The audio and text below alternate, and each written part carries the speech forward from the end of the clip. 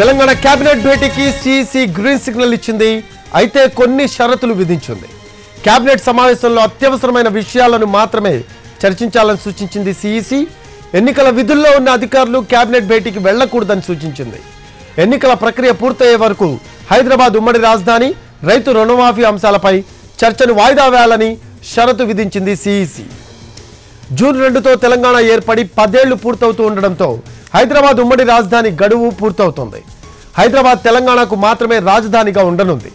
ఈ క్రమంలో హైదరాబాద్లో ఏపీకి కేటాయించిన భవనాలు స్వాధీనం చేసుకోవాలని సీఎం రేవంత్ రెడ్డి భావించారు. కేబినెట్ సమావేశంలోనూ ఈ అంశాలపై చర్చించాలనుకున్నారు. ఎన్నికల కోడ్ ఉన్నందున కేబినెట్ సమావేశానికి అనుమతినివ్వాలని ఈసీని కోరింది తెలంగాణ సర్కార్. ఈసీ అనుమతి ఇవ్వకపోవడంతో నిన్న జరగాల్సిన కేబినెట్ మీటింగ్ వాయిదా పడింది. అయితే ఇప్పుడు కొన్ని షరతులు పెట్టి తెలంగాణ కేబినెట్ భేటీకి అనుమతినిచ్చింది ఈ సిఇసి. హైదరాబాద్ ఉమ్మడి రాజధాని, రైతు రుణమాఫీ అంశాలను చర్చించకూడదని ఆదేశించింది.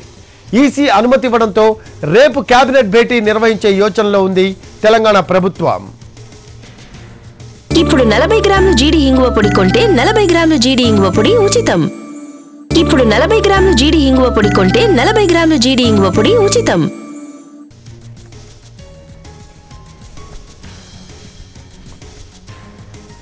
దీనికి సంబంధించిన లేటెస్ట్ అప్డేట్స్ అందించడానికి మా కరెస్పాండెంట్ సుధీర్ ఫోన్ లైన్లో అందుబాటులో ఉన్నారు. సుధీర్, తెలంగాణ కేబినెట్ భేటీకి సిఇసి గ్రీన్ సిగ్నల్ ఇచ్చినట్టు తెలుస్తోంది. అయితే కొన్ని షరతులు కూడా విధించినట్టు మనకి సమాచారం అందుతుంది. దీనికి సంబంధించిన లేటెస్ట్ అప్డేట్స్ ఏంటి సుధీర్?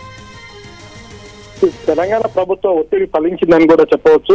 ఎందుకంటే నిన్న రాత్రి 7 గంటల వరకు కూడా తెలంగాణ కేబినెట్ నిర్వహిస్తామని చెప్పేసి తెలంగాణ రాష్ట్ర ముఖ్యమంత్రి రేవంత్ రెడ్డి స్పష్టం చేశారు. అయితే అనివార్య కారణాల వల్ల, అంటే ఈసీ నుంచి సరైన సమాధానం రాలేదు కేబినెట్ నిర్వహణకు సంబంధించి అని చెప్పేసి 7 గంటల తర్వాత కేబినెట్ సమావేశాన్ని వాయిదా వేస్తున్నట్టుగా కూడా ప్రకటించడం జరిగింది. ముందుగా అనుకున్న దాని ప్రకారం రేపు నిన్న సాయంత్రం, అంటే శనివారం సాయంత్రం 4 గంటలకు కేబినెట్ నిర్వహణ చేయాలని చెప్పేసి ముఖ్యమంత్రి రేవంత్ రెడ్డి భావించారు. అయితే ప్రస్తుతం రాష్ట్రంలో లోక్సభ ఎన్నికలకు సంబంధించిన ఎన్నికల కోడ్ అమల్లో ఉంది. అంతేకాకుండా గ్రాడ్యుయేట్ ఎమ్మెల్సీ ఎన్నికలకు సంబంధించిన ఎన్నికల కోడ్ కూడా అమల్లో ఉంది. ఈ నేపథ్యంలోనే తెలంగాణ ప్రభుత్వం కేబినెట్ నిర్వహణ చేయడానికి వీల్లేదని చెప్పేసి ఈసీ నిన్న ఎలాంటి అనుమతి ఇవ్వలేదు. ఈ రోజు కొన్ని షరతులతో కూడిన అనుమతులు ఇచ్చింది. ఈ నేపథ్యంలోనే రేపు కేబినెట్ సమావేశం నిర్వహించేందుకు తెలంగాణ ముఖ్యమంత్రి రేవంత్ రెడ్డి సన్నాహాలు చేస్తున్నారు. ఈ నేపథ్యంలోనే ఈ రోజు విడుదల చేసిన పర్మిషన్ కు సంబంధించి కూడా ఒకసారి చూసుకున్నట్లయితే ఉమ్మడి రాజధాని జూన్ 2వ తేదీ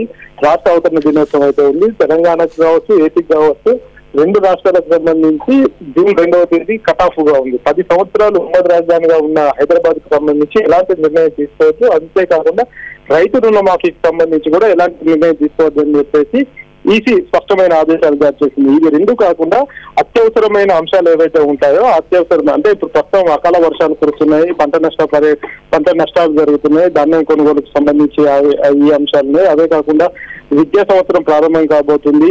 ఇట్లాంటి అంశాలు ఏవైతే ఉంటాయో ఈ అంశాలకు మాత్రమే పరిమితం కావాలని చెప్పేసి కేంద్ర ఎన్నికల కమిషన్ తెలంగాణ రాష్ట్ర ప్రభుత్వానికి స్పష్టమైన ఆదేశాలు జారీ చేసింది. ఈ నేపథ్యంలోనే ఈ అంశాలకు లోబడి మాత్రమే కేబినెట్ నిర్వహించుకోవాలని చెప్పేసి సూచించిన పరిస్థితి కనిపిస్తుంది. ఏది ఏమైనా కానీ రేపు కేబినెట్ నిర్వహించేందుకు తెలంగాణ ప్రభుత్వం సన్నాహమైనట్టుగా కూడా తెలుస్తుంది. Thanks for update Sudheer. Right, అది కేబినెట్ సమావేశంలో అత్యవసరమైన విషయాలను మాత్రమే చర్చించాలని సూచించింది సిఇసి. ఎన్నికల విధుల్లో ఉన్న అధికారులు కేబినెట్ భేటీకి వెళ్లకూడదని సూచించింది.